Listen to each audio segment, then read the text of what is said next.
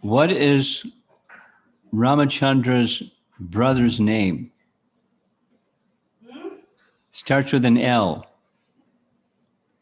Ramachandra's brother. They went to the forest with Sita and Ram and Lakshman. Lakshmana.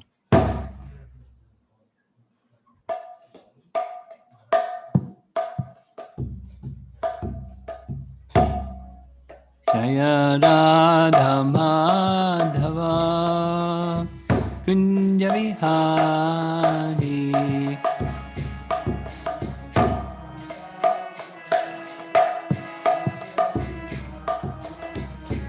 Jaya Radha Madhava Kunja Vihari. Madhava Gopijana Balabha Girivara Radhe. Gopijana Balabha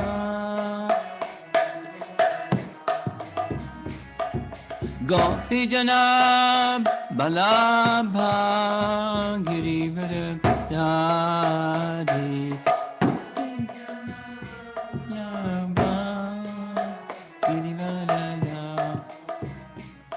Jasodanandana Brajasanarandana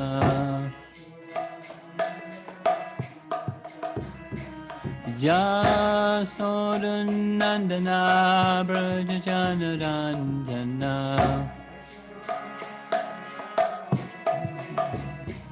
Jamanatira Vanam Chadi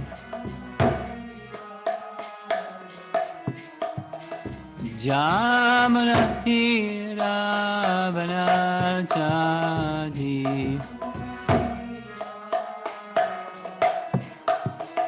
Jaya Radha Madhava Kunjabi Adi Madhava Kunjabi Jaya Radha Madhava Kunjabi Hari Jaya Radha Madhava Kunjabi Hari Gopi Jana Balabha Girivara Radhe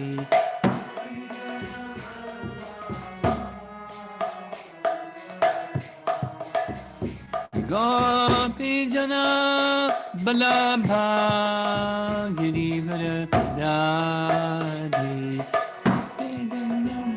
Balabha Girivara Radhe Jasodanandana Brajajanarandana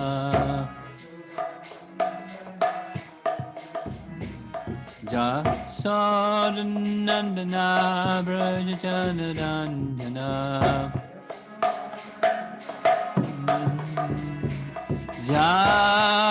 Jamanatira Bhanam Chadi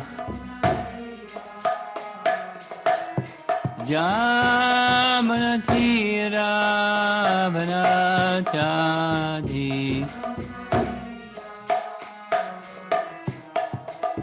Jaya Radha Madhava Kunjabi Hari Jaya Radha Madhava Kunjabi Hari Jaya Radha Madhava Kunjabi Hari Kunjabi Jayam Vishnupad Paramahamsa Parivajagacharya Astatara Satasi Srimad His Divine Grace Sri Bhaktivedanta Swami Srila Prabhupada Ki Gaura Premanandi.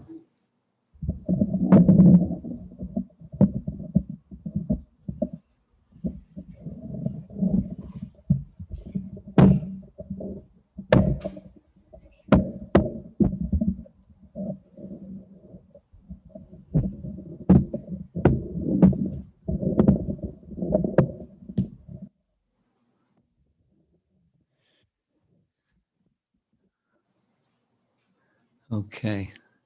We had some discussion this afternoon. One of the persons attending wanted to know, well, there's a question. When you have conflicting duties, how do you decide?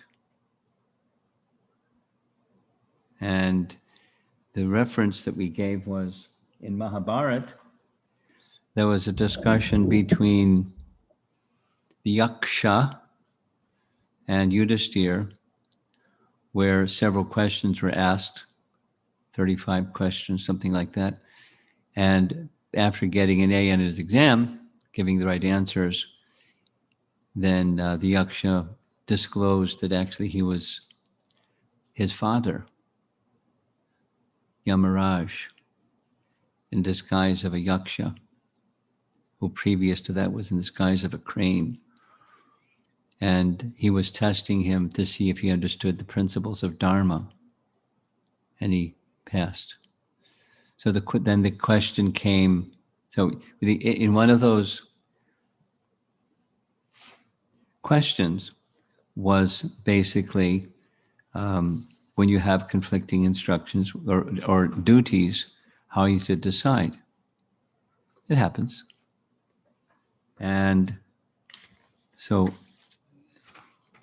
where is it?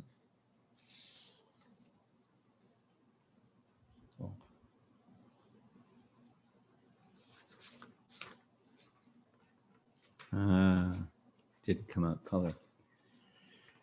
There's a verse, one of the verses from Mahabharata, Vanaparva, text 117.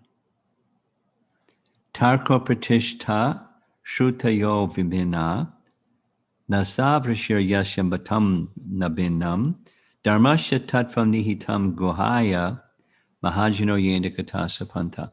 Prabhupada referred to this verse many times. And the verse is quoted in its fullness in Chaitanya Charitamrita, Lord Chaitanya's instructions to Sanatana Goswami, where he's referring to this verse. The main phrase is the last line, Mahajano Yena Katasa Panta. You follow the examples set by the previous Mahajans, the great souls. Dharmasya tattvam nihitam Gohaya. Gohaya means hidden or confidential. The understanding is hidden in the hearts of those great souls. So what they do and the understandings they impart, that's what you follow. When you're uncertain, follow them. Here's the translation. Dry arguments are inconclusive. Tarka apratishta. Tarka is logic and argument. Tarka apratishta. Shruteo vibhina. Great personality whose opinion does not differ from others is not considered a great sage. Nor na yasya matam nabinam dharma shatatvam. Okay, simply by studying the Vedas, which are variegated, one cannot come to the right path by which religious principles are understood. The solid truth of religious principles is hidden in the heart of unadulterated, self-realized persons. Consequently, the Shastras confirm one should accept whatever progressive path the Mahajans advocate. That's the translation Prabhupada has given in Chaitanya Charitamrita. And should I read the whole thing? It's a little long, because we have a whole chapter to read this evening.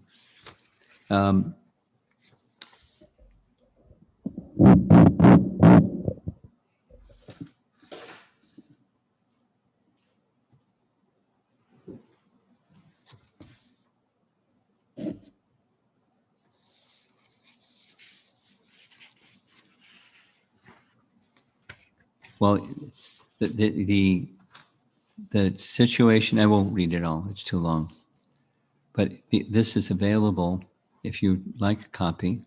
It's direct from. So Damodar has This is a shorter version, and then there's what's the of the 35 something questions. There's another section. So ask him for both from Krishna Dharma. And if the English is readable, I also sent him the Ganguly translation, and the English is not so readable. Thee and thine and goeth and all those things. So he has it all. But I'll give a summary of some of the things that. So the situation is the 5 brothers were thirsty. One by one, they went to the lake. There was a voice. It was a crane in a branch of a tree saying, don't take water from the lake, otherwise you'll die. And they didn't pay attention. They took water from the lake, and they became, there was sign of life, but they weren't, the color was still there, but they looked as if dead, that kind of thing. And then Yudhishthira came on the scene and saw what he saw, and there was his 4 brothers and Arjun's arrows and bow, and what's going on here? Doesn't see there was any scuffle and what happened. And so he then concludes it's something to do with the lake. So he decides to immerse himself in the lake. He hears the voice. Who are you? It was a crane. I'm a crane. I live on the entities, the fish and things from the lake. But you can't enter the lake because it belongs to me. So Yudhishthira says, I don't want to take something that belongs to you. He said, but you may enter the lake, but first you have to answer my questions. No problem. He transforms himself into a yaksha, from a crane. It gives this description of it, the form of the yaksha, kind of scary looking form, and starts asking questions. What makes the soul rise out of his entanglement in matter? Who keeps him company? Who is his guide in that spiritual journey? And on what is he established? That was the first question that's listed here. It is knowledge of the Supreme Lord that makes the soul rise. Godly qualities are his companions. Dharma is his guide, and he is established on truth. What makes one learned? How does one attain to that which is most exalted? How does one acquire a second self? And by what, O king, does one become wise? Answer, one becomes learned by studying the Vedas, by asceticism. One attains what is most exalted. Intelligence is like a second self, and serving one's elders makes one wise. And it goes on. The Yaksha then asked all kinds of subjects, and those all kinds of subjects are in this additional document. Then he says it ends with there's 4 questions. Answer my last 4 questions, and I will restore one of your brothers to life. Who in this world is happy? What is the most wonderful thing? Prabhupada would refer to that often. The most wonderful thing is everyone dies, and some people are still thinking, I'm not going to die. I'll be immortal. What are the tidings of this world? And how can one find the eternal path of religion? That's this Mahajano Yena Kata Sapanta, by following the Mahajans. He who is neither in debt nor exiled, and who lives simply, eating simple food in his own home, is happy. The most wonderful thing is that although every day innumerable creatures go to the abode of death, still a man thinks he is immortal. The tidings are that in this world, which is like a cauldron, with the sun as fire, days and nights as its fuel, and months and seasons as its wooden ladle, all creatures are being cooked by time. Okay.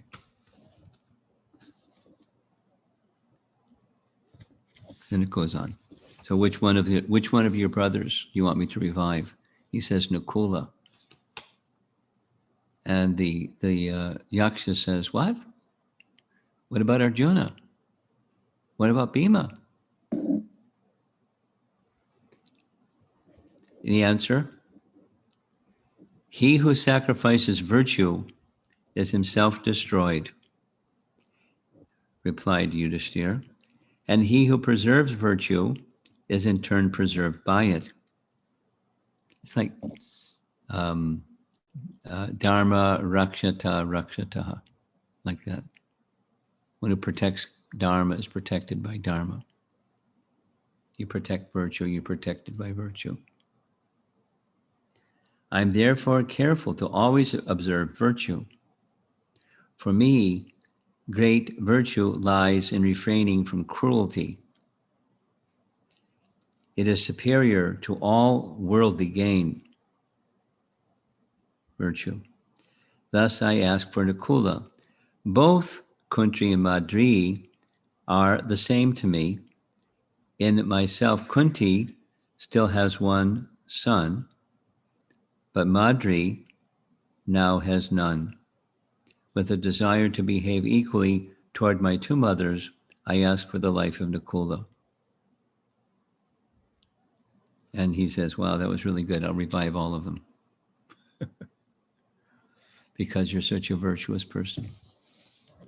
Anyway, it goes on. So that was just a little review on the question that was asked in this midday class today. And the person who asked the question got a copy, and Damodar has digital copies for whoever wants one. Is there a way to send things out to the audience in general? Yes? Yeah? All right. So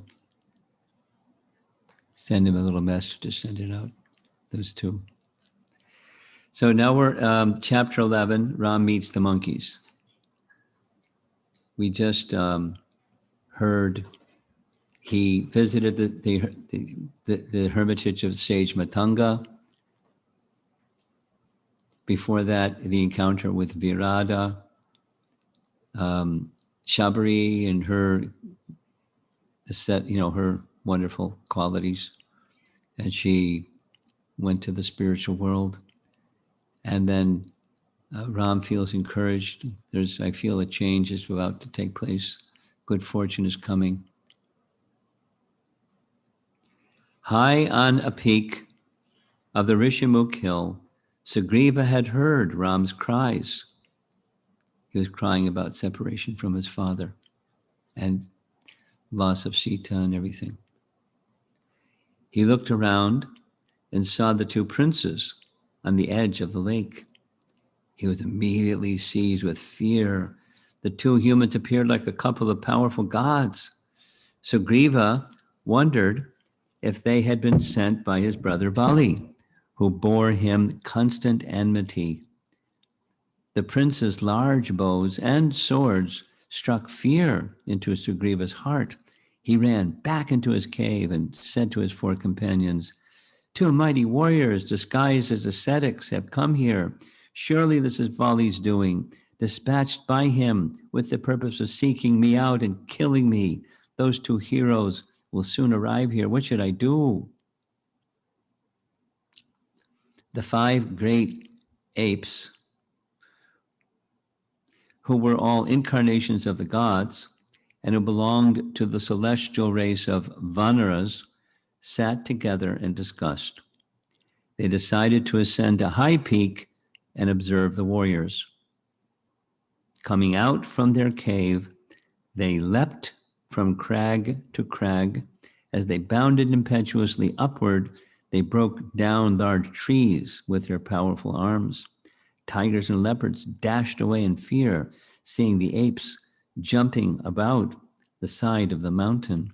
After reaching a high place, they came together and gazed down upon Lake Pampa. Sugriva's main advisor, Hanuman, who was a son of the wind god Vayu, then said, "What cause is there for concern, O Sugriva? Here are only two men. I do not see Vali, the actual source of your fear, nor can Vali ever come here because of Matanga's curse. Hanuman advised Sugriva to closely observe the warriors. From their movements and gestures, he would be able to ascertain their actual purpose. He should not give way to unnecessary fear.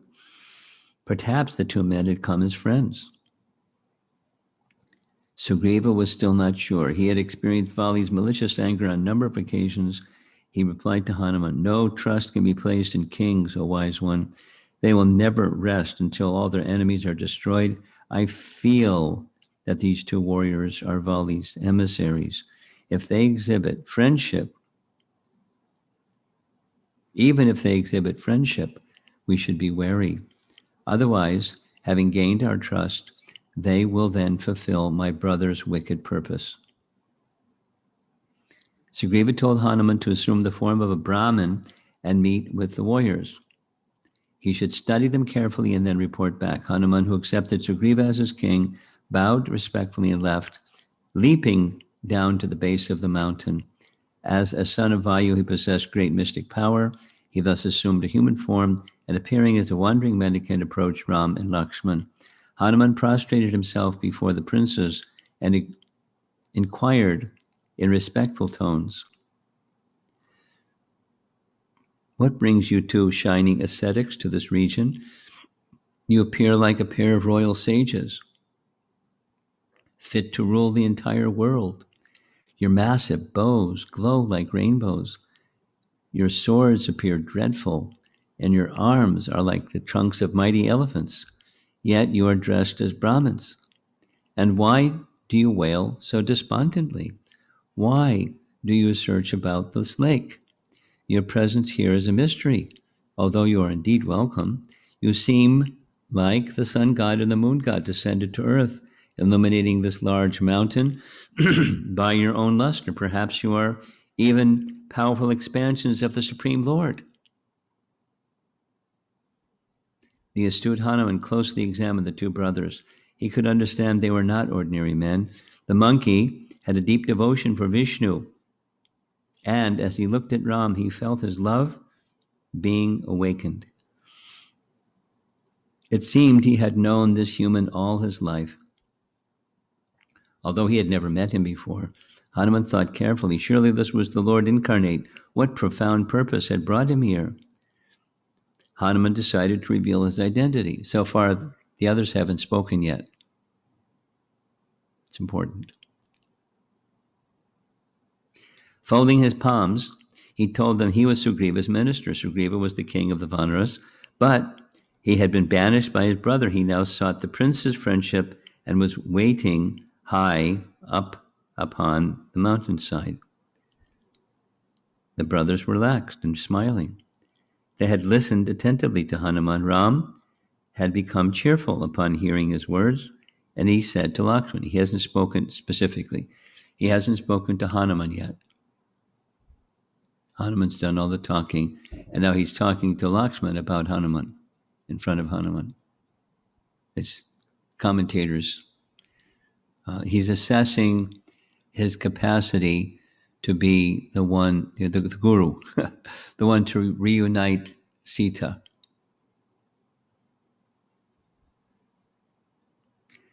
This meeting is fortunate indeed, dear brother. Here stands Sugriva's minister, who is the monkey we seek. My heart and mind are moved by the noble Vanara's speech. Surely he has studied every facet of Sanskrit grammar, for his words were faultless and delivered in a gentle and high poetic style. Even an enemy with upraised sword would be made friendly by such speech. Ram asked his brother to reply to Hanuman. He has an intermediary. Lakshman then informed the monkey that they had heard about Sugriva and wished to meet with him in friendship. Hanuman smiled. Realizing that the two godlike brothers were seeking his master's assistance, he felt that Sugriva's kingdom was already recovered. The monkey joyfully spoke again. Pray tell, what is your purpose in having come to this lonely forest region in the first place? By gestures, Ram urged Lakshman to explain everything to Hanuman. Lakshman told him in brief all that had happened to Ram from the point of being exiled. This is There's retelling of Ramayana within Ramayana so many times. This is one of them. The narration of Ram's many misfortunes distressed Lakshmana, and he spoke with tears streaming from his eyes, describing how Kabandha had directed them to find Sugriva. The prince concluded, "This Ram, whose father Dasarath was daily honored by all kings of earth, and who himself possesses limitless virtues, now seeks the refuge of Sugriva, the lord of the monkeys."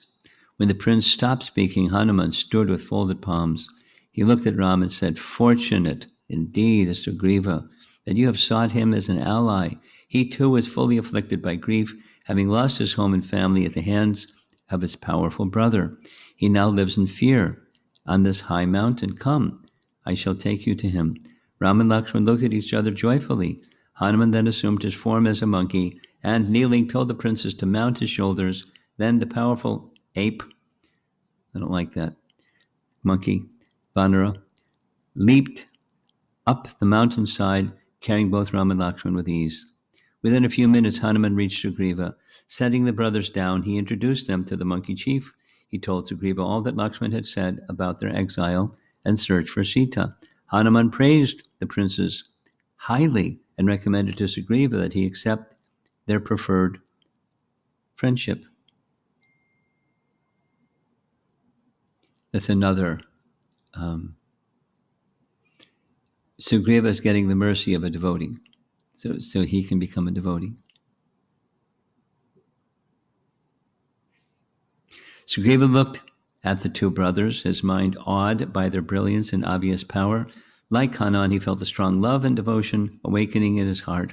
He stood up and spoke to Ram. "I am highly honored that you have sought my alliance, O Ram. Your righteousness, your virtues, and your kindness to all beings is well known.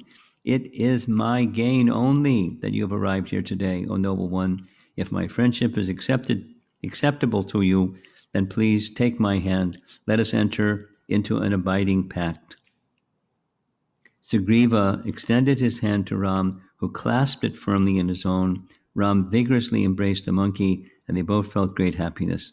Hanuman then lit a fire and sanctified it with Vedic mantras. Ram and Sugriva sat by the fire and swore their alliance together. They went clockwise around the fire, hand in hand. As they gazed happily at each other, Sugriva said, "May our friendship last forever. Our woes and joys are now one." Hanuman broke off a large bough from a flowering sal tree and set it on the ground as a seat for Ram and Sugriva. He broke off another from a blossoming sandalwood tree and offered it to Lakshman. Now there's another, in the Valmiki Ramayana, there's a difference. It's an important difference. Sugriva did for Ram, but neglected Lakshman. And Hanuman understood the mistake, so he took care of it. But it was, neglecting one who is dear to Ram is not good. And it comes up later. When they were all seated, Sugriva began telling Ram about himself. "I've been banished and antagonized by my elder brother Vali, O Ram, and I move about these woods in great fear. He has stolen my wife and wrestled the kingdom from me. Even now he seeks to destroy me. Please grant me security from my hostile brother." Ram laughed heartily and replied, "Certainly, service is the fruit of friendship. Service is the fruit of friendship." It can work the other way too. Friendship is established through service.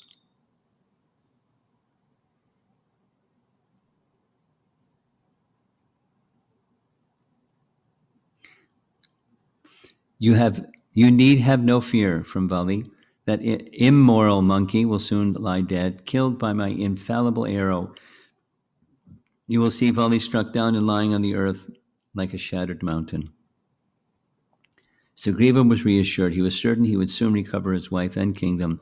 He again clasped Ram's hand and thanked him. Sugriva assured Ram that he would search out and find Sita wherever, whether she was in the bowels of the earth or in the vaults of heaven. "You should know for sure," he said, "that neither God nor demon can hold Sita any more than a man can digest poison food." Even as that friendship between Ram and Vali Should be Ram and Sugriva, right? Even as that friendship between Ram and Vali was forged, Ram and Sugriva was forged, the left eye of Sita,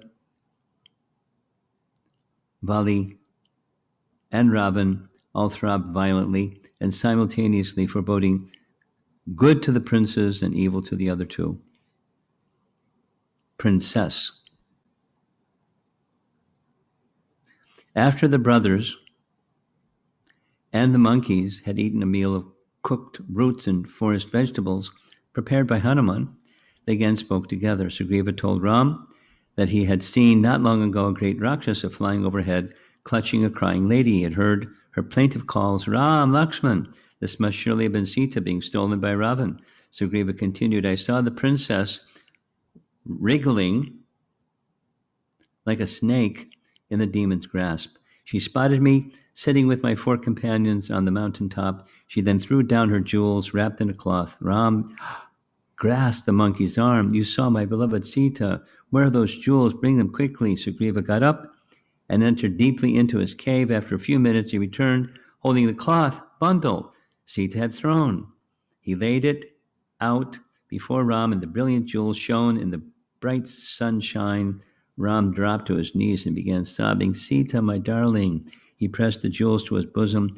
Thinking of his kidnapped wife, he began to hiss like a serpent provoked in its hole. He turned to Lakshman, who had knelt by his side. See here, Lakshman, Sita's bright jewels. The Rakshasa must have carried her this way. Lakshman gazed at the jewels and replied to Ram, I do not recognize the armlets or earrings, for I have never looked at the face or body of the princess, but I recognize the anklets, which I saw each day as I bowed at her feet. So that's the place where we find Lakshman saying like that. Ram quickly stood up and spoke to Sugriva. Tell me where the demon has taken Sita. Where does he dwell, O Sugriva? On account of that demon, I shall exterminate the entire Rakshasa horde. By carrying off Sita, he has opened wide the portals of death. Let me know the whereabouts, and I shall dispatch him to death's presence this very day, accompanied by all his followers. Sugriva's head fell. He told Ram that he had no knowledge of Ravana's whereabouts. The city of the Rakshasa was unknown to the monkeys, as it was to humans. Perhaps it even lay in some other planet, for the Rakshasas could move freely anywhere. But Sugriva solemnly swore that he would find Sita. Ram should not lament. Whatever it took to locate the princess, Sugriva and his monkeys would undertake. Sugriva reassured Ram, do not allow grief to overpower you, O great hero. Wise men face every calamity with fortitude and do not yield to sorrow. This is like 50 times already. Because there's lots of sorrow, and don't yield to sorrow. Stay with virtue and fortitude and duty, and it's an important lesson because it's repeated.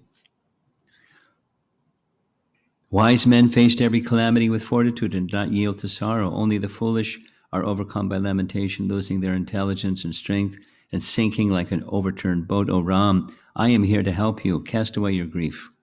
Ram wiped his face with his cloth and smiled at Sugriva. He felt comforted by the monkey's words and thanked him for his counsel. He urged Sugriva to begin the search for Sita immediately, and he again promised to kill Vali. Sugriva and his ministers felt immense pleasure to hear Ram's promise, and they considered their purpose accomplished. Sugriva vowed his unending and unswerving friendship to serve Ram, who then asked, tell me how you came to be exiled, dear friend. Why do you tarry here on this lonely mountain, suffering grief and fear? Sugriva then told Ram his story. Although I had ascended the throne of the monkeys under the instruction of Vali's ministers, I was deposed and chased away violently by Vali. Even my dear wife was stolen by my powerful brother. Still he antagonizes me. Many times I have killed monkeys sent by him for my destruction. Thus it was that I feared even you when I first saw you arrive here. Ram wanted to hear all the details about Vali. He asked Sugriva to relate the whole history. What were Vali's strengths and weaknesses? Why had he insulted Sugriva? Ram was already feeling anger towards Vali. He wanted to know everything about the arrogant monkey. Then he would take the necessary steps. He again reassured Sugriva, "Speak with confidence. Soon you will see my arrow streak towards Vali's chest and him falling like a cleft mountain." Sugriva, feeling delight, said, "Vali and I are two sons of Riksharaj, the king of the monkeys. My father and I always held Vali in the highest esteem. When the king died, it was Vali, the elder prince, who was duly installed as ruler. I always remained subservient to my brother, standing by his side." Sugriva described how one day a demon named, what's the demon that came? Starts with an M. Mayavi. One day, a demon named Mayavi had come to Kishkinda, the monkey's city. He had a dispute with Vali over a woman, and he stood outside the city gates, bellowing fearfully and challenging Vali to a duel. Vali was sleeping, and Mayavi's roar woke him up. He got up furiously and immediately rushed out to the city with Sugriva by his side. When Mayavi saw the two huge monkeys emerging from the city, he became fearful and ran away. Vali and Sugriva gave chase and were gaining on the demon when he suddenly entered a large hole in the earth. Upon reaching the hole, Vali decided to go after Mayavi, and he told Sugriva to wait for him. Although Sugriva implored his brother to take him, Vali went alone into the hole. He bound Sugriva on oath to remain at the entrance of the hole until he returned. A year passed, and Sugriva waited. He must have gotten hungry.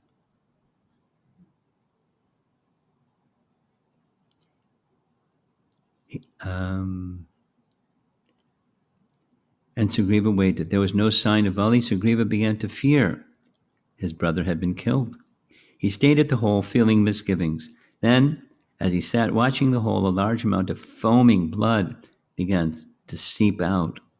Sugriva also heard a roaring sound of the demon, but he could not hear his brother's voice. Thinking carefully, Sugriva concluded with a great sorrow that Vali must have been killed.